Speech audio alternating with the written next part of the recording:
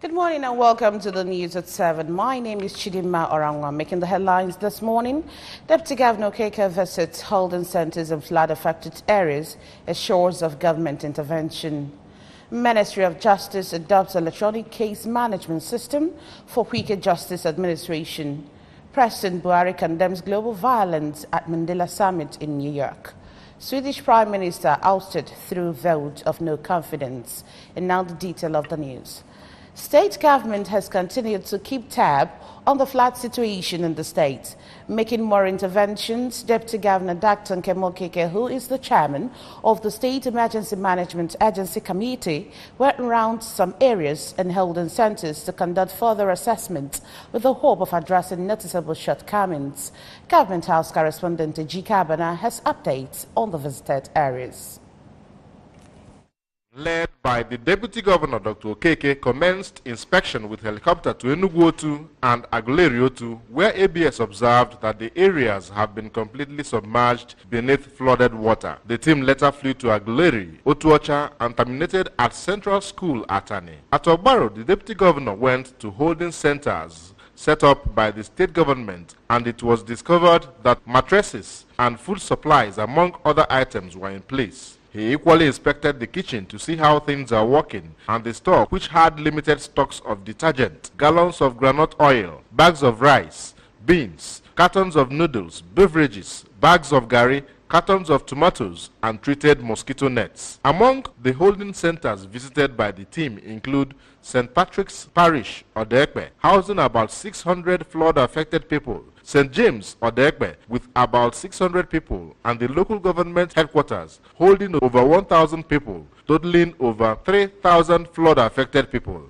The Deputy Governor emphasized that the situation is different from the ordinary. As such, persons at the holding centers should exercise patience, assuring that state government is dedicated to their welfare, while expressing optimism that the flood will recede in no distant time. He said that the National Emergency Agency, NEMA, has been in the state making further assessments and giving more interventions, urging more well-meaning individuals and organizations to assist. They say beginning of a cry is not easy. It's a process. This is not a normal situation. So we're trying to make the best we can do. When you go around and see the problems, you can try and solve them. And that's what I'm trying to do. And I'm praying by within a day or two, this thing will fall in place and the problems will minimize. I mean, we have problems even in our own homes, let alone trying to bring people displaced from their homes and put them up in a camp.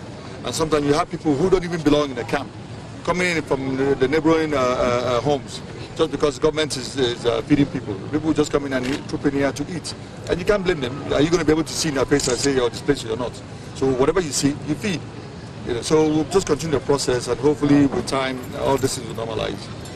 I saw some living on the roof, brought their properties on top of the roof, and I'm wondering how soon will this end? And I'm praying to God that it will end soon so that they can go back to their homes and begin to rebuild their lives.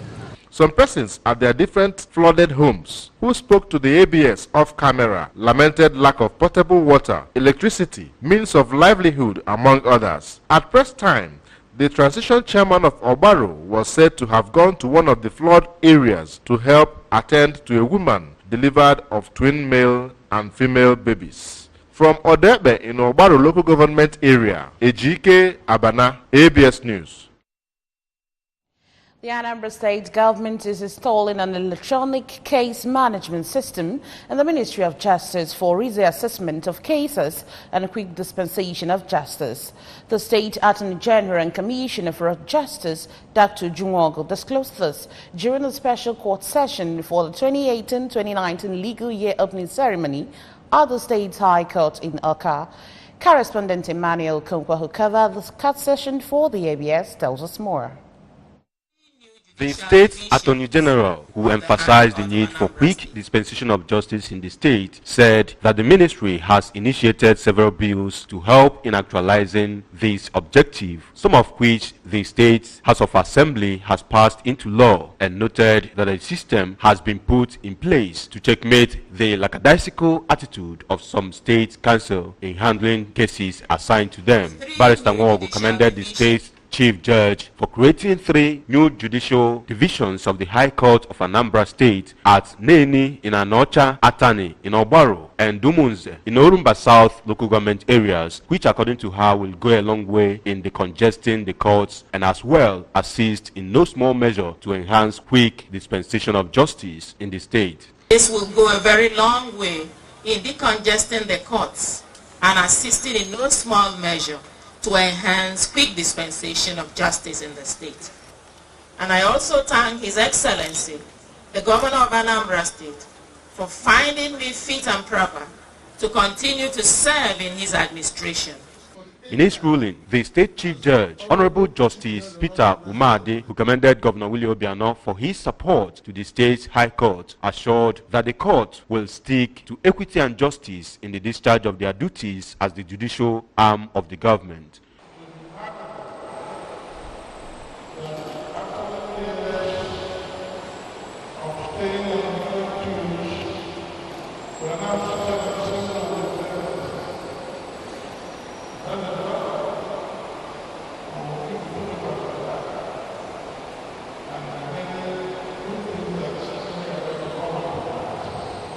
In an address, a senior advocate of Nigeria, Ilochie Okafor, while explaining that the independence of the judiciary is paramount under the rule of law, called for joint efforts of the bench and bar against physical assault, abuse, intimidation, threats, and blackmail of legal practitioners by law enforcement agencies. On his part, the chairman of the 8 branches of Nigeria Bar Association in Anambra State, Barrister Gabriel Moneke, called on the state government to make court environments more conducive by providing them with air conditioners and generating sets for efficient administration of justice in the state, while encouraging colleagues to show more commitment in their service in the temple of justice, embrace hard work, and eschew laziness to make legal profession retain its pride amidst other professions. My Lord has also been able to enhance the scope of operations of lawyers and by extension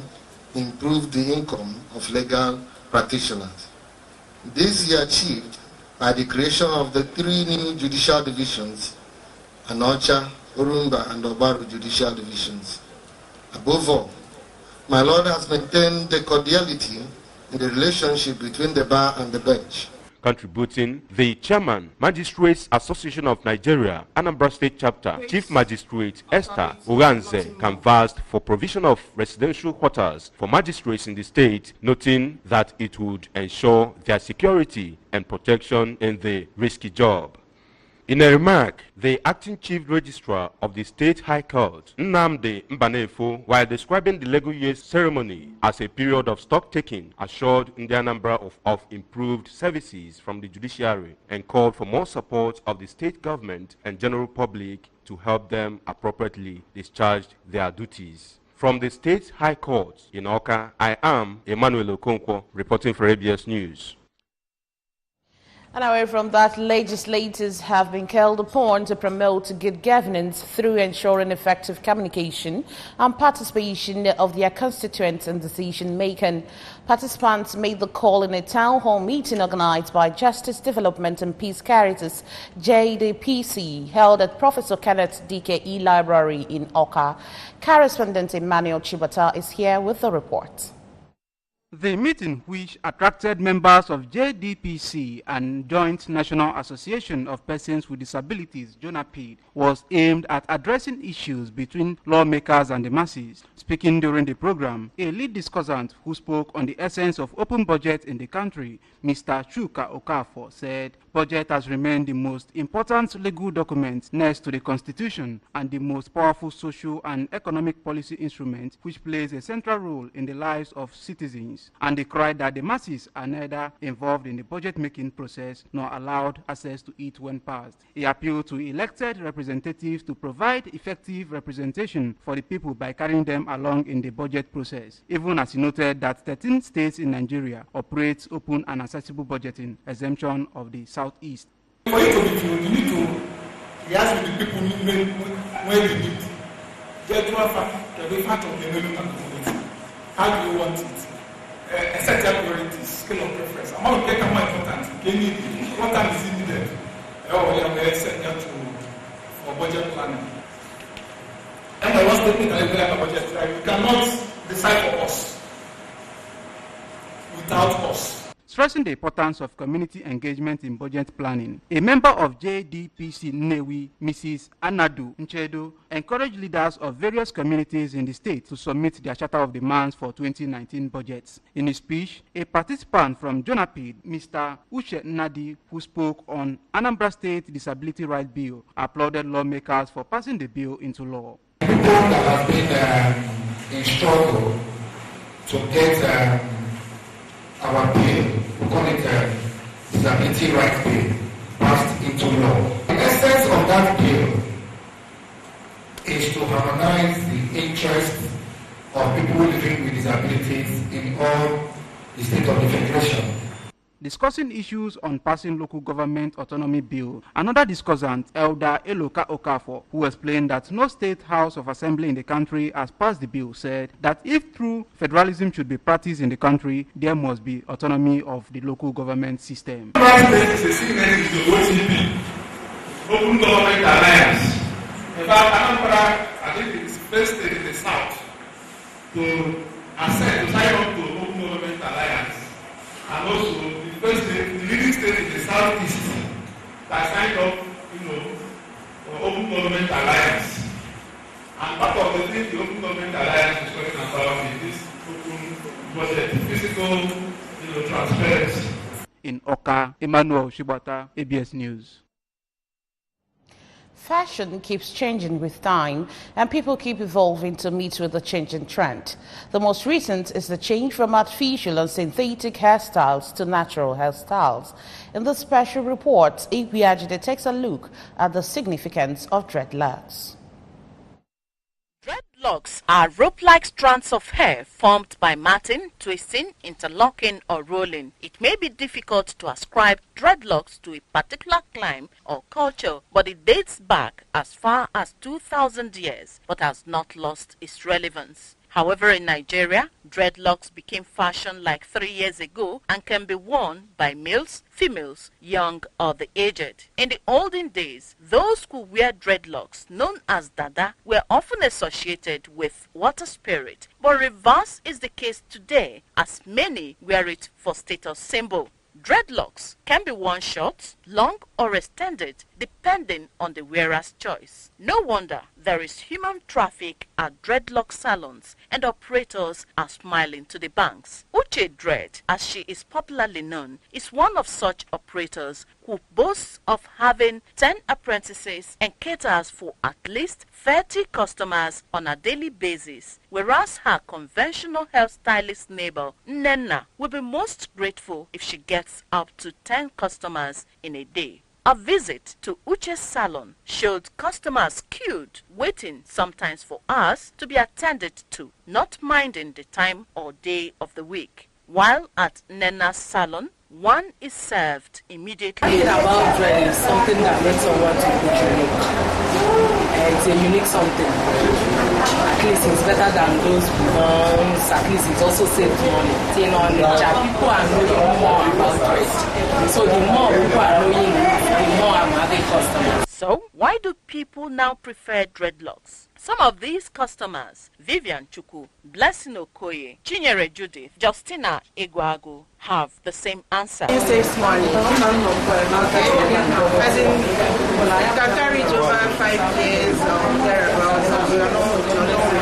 I'm free, matured, and the sound packing of it is enjoyable. It fits people and it makes people mature. You see them, you like it. Any men that you put on, any dress that you put on, to fit you. That's why I A student of purchasing and supply at the Federal Polytechnic Nekede, Ms. Chiamaka Okafo, is learning the trade to help herself in school. Some analysts said dread fashion may take over in the next 2 years in Nigeria. Ikwiajide, ABS News. The last word has not been heard on the effects of torrential downpour in parts of the state to the collapse of a bungalow located at Concrete Avenue, Ifite, Oka. Correspondent Chibuzo Koye visited the scene of the collapsed building and tells us more. Giving account of the ugly incident, the owner of the building, Mr. Geoffrey Obi from Orifite, Ekusigo local government area, revealed that his house was threatened since 31st of August 2016 after a heavy rainfall caused a terrible gully erosion at the back of his house, and noted that he has written to the Ministry of Environment in the 2016 and officials of the ministry visited the site, but nothing was done until yesterday night when the building collapsed. Mr. Obi, who is a widower, told the ABS that he has done some palliative works on the erosion site, adding that he was outside his house yesterday night with his children when the house caved in and called on the state government to come to his aid. Yeah, about quarter to 11.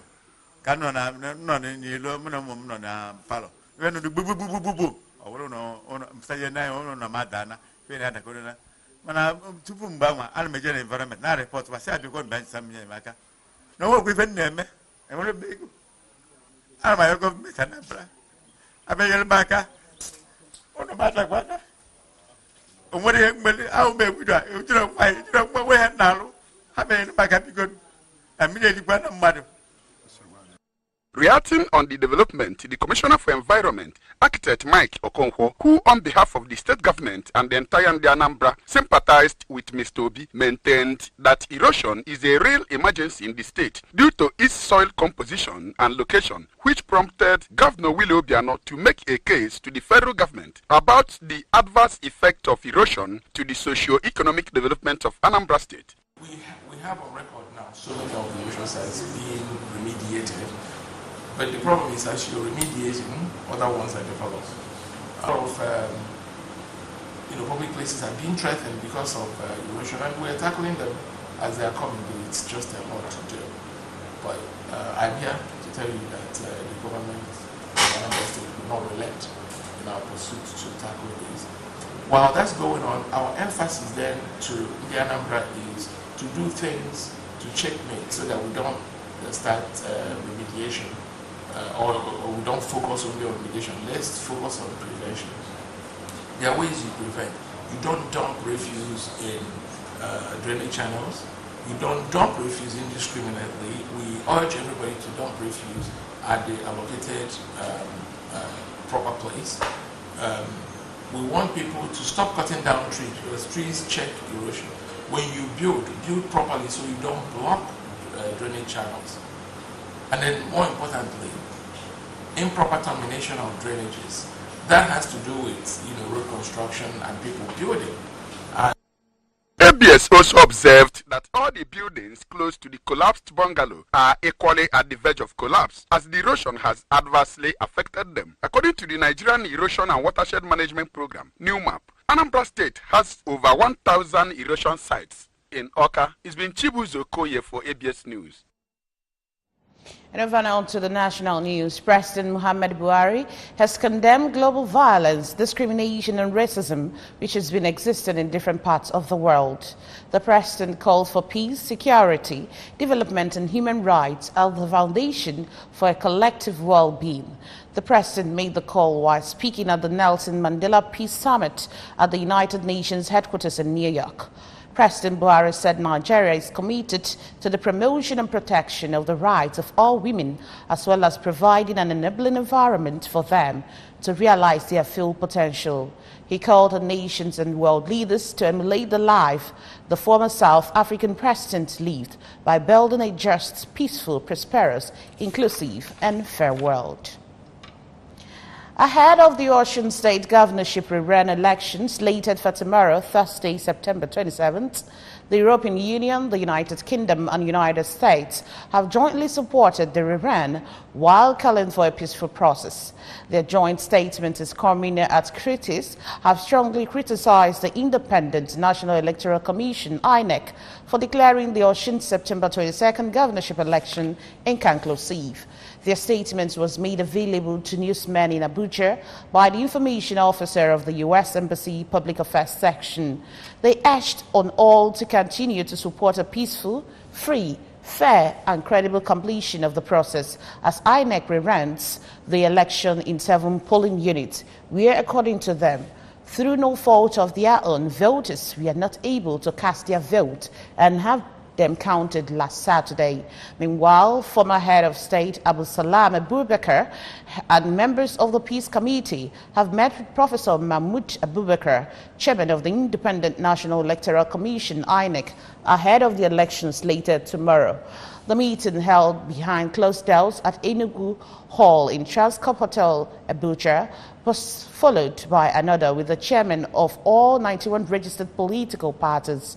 Addressing journalists at the end of the meeting, chairman of the Peace Committee, Abu Salam Abubakar, said the committee decided to interact with stakeholders following the happenings after the announcement that declared the elections inconclusive. And on the foreign scene, Swedish Prime Minister Stefan Löfven lost a mandatory confidence vote in Parliament, ending a 4-year social democratic rule in the European country.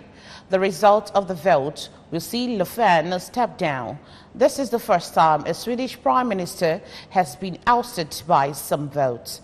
There is no certainty regarding who will form the next government, as neither major political bloc holds a majority. The vote was mandatory after a general election that delivered a hung parliament in September 9 with Löfven's centre-left bloc, the Social Democrats, garnering 144 seats, and more than the centre-right opposition alliance at 143.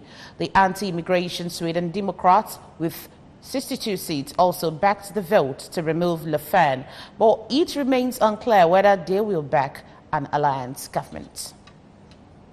Moving over to sports, Real Madrid midfielder Francisco Roman Alacuan Suarez, popularly called Isco, is set to miss the City derby against Atletico Madrid on Saturday after surgery for acute appendicitis.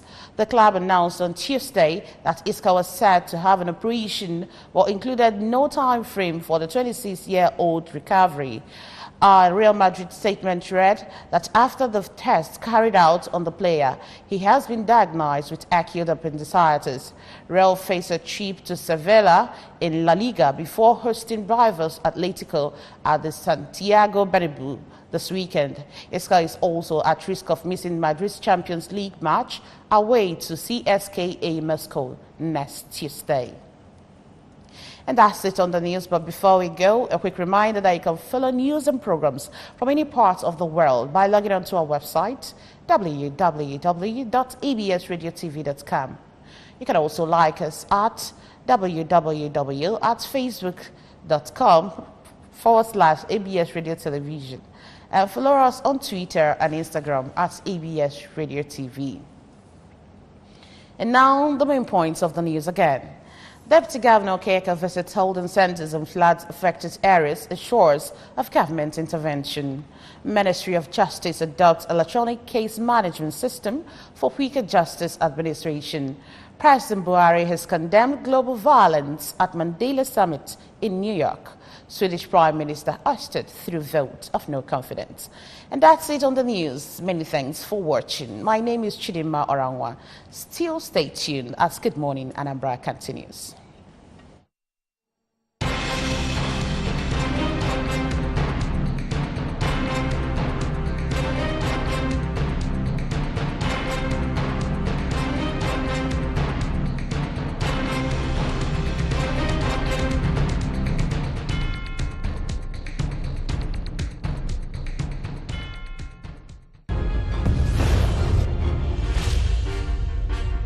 This is ABS, Heartbeat of the East.